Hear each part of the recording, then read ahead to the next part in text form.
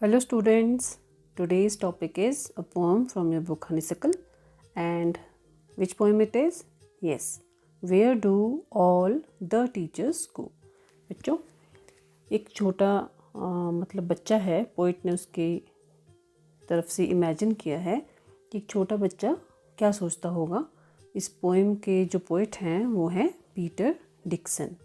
तो वो इमेजिन करते हैं एज ए चाइल्ड कि where do all the teachers go, क्योंकि एक बच्चे के लिए जो उनके टीचर होते हैं वो ऑर्डिनरी पीपल नहीं होते हैं। उनकी इमेज जो है बच्चे के मन में वो थोड़ी डिफरेंट होती है।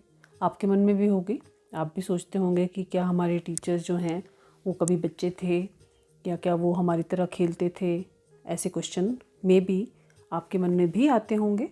तो यही यहाँ पर हम डिस्कस करेंगे कि एक बच्चा जो है अपने टीचर्स के बारे में क्या इमेज करता है, क्या वो उनके बारे में इमेजिन करता है, क्या उसके मन में उनके प्रति छवि है, क्या क्या वो जानना चाहता है और वो सब जानने के लिए वो क्या करेगा। ठीक है, तो ये हम पढ़ेंगे आज की इस पोएम में। ठीक है, तो आप भी अपनी बुक्स खोलें और चलिए रीड करते हैं poem where do all the teachers go. For a little child a teacher is special. एक छोटे बच्चे के लिए उसका जो टीचर है वो एक ख़ास व्यक्ति होता है। It is difficult for a small child to think of his or her teacher as an ordinary person.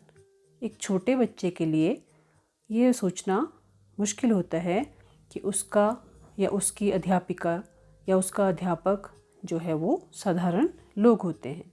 वो उनके लिए अलग महसूस करता है, वो उनको एक स्पेशल कैटेगरी में रखता है। तो क्या करना है, हमने इसको पढ़ना है और पता लगाना है कि where do all the teachers go when it's 4 o'clock। 4 बजे छुट्टी होती है बच्चों। तो बच्चा जानना चाहता है कि जब 4 बजते हैं यानी जब छुट्टी होती है, then where do all the teachers go, तब सब लोग कहाँ जाते हैं। सब लोग मतलब उनके टीचर्स जो हैं वो कहाँ जाते हैं। Do they live in houses and do they wash their socks.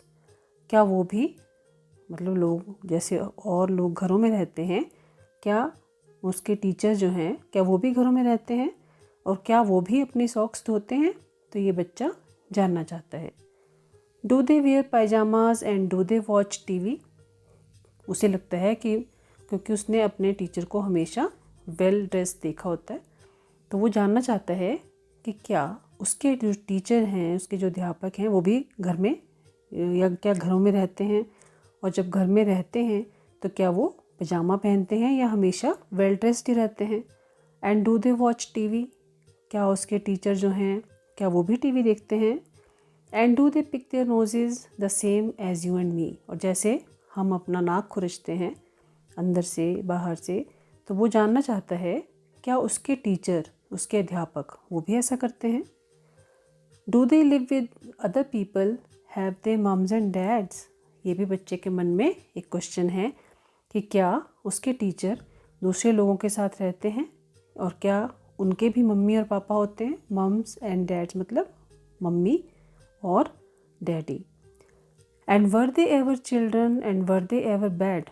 अब नेक्स्ट क्वेश्चन जो बच्चा जानना चाहता है वो ये है कि क्या वो भी कभी उनकी तरह छोटे बच्चे थे और क्या वो भी बुरे थे, मतलब क्या वो भी लड़ाई झगड़ा करते थे, जैसे बच्चे के मन में ये क्वेश्चन है।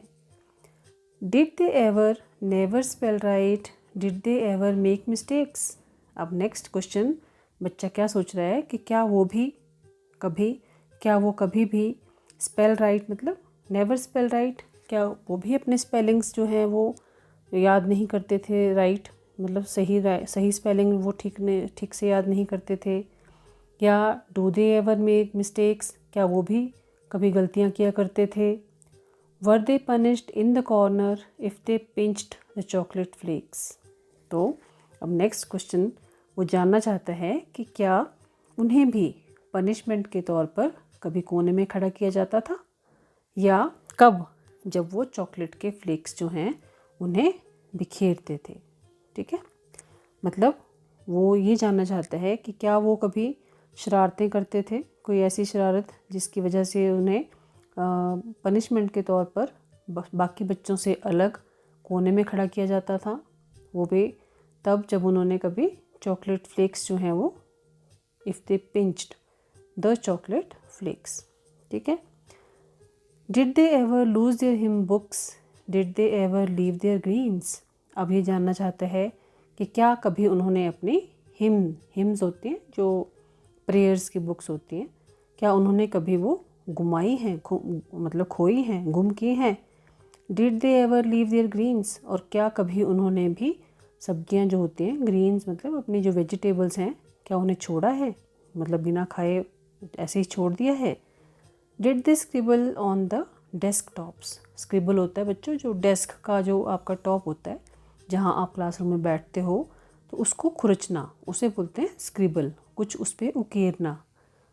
तो क्या उन्होंने कभी अपने डेस्क के टॉप्स जो हैं उन पे कुछ उकेर कर लिखा है।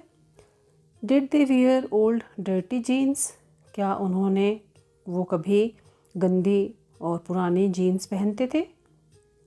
तो ये सारे क्वेश्चन जो हैं इतने सारे वो बच्चे के मन में आए हैं, जो पोइट ने एक बच्चे के थ्रू, मतलब एक बच्चे के मनोभावों को हमारे सामने रखते हुए ये पोएम की शक्ल दी है। तो अब as a child what does poet say, I will follow one back home today. आज मैं किसी एक को घर वापस जाते हुए फॉलो करूँगा, उनका पीछा करूँगा। I will find out what they do, और मैं ये पता करूँगा कि वो सब क्या करते हैं। Then I will put it in a poem that they can read to you.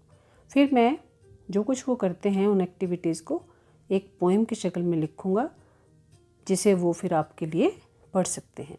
ठीक है।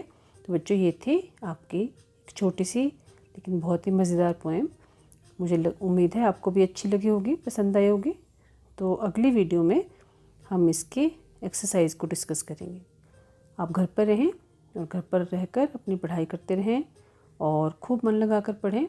और इसके जो एक्सट्रैक्ट हैं उसके बेस पर एक वर्कशीट आपको दी जाएगी, जिसे आपने करना है और बहुत सुंदर राइटिंग में करके अपने टीचर्स को भेजना है। ओके, बाय बाय बच्चों, take care and have a nice day.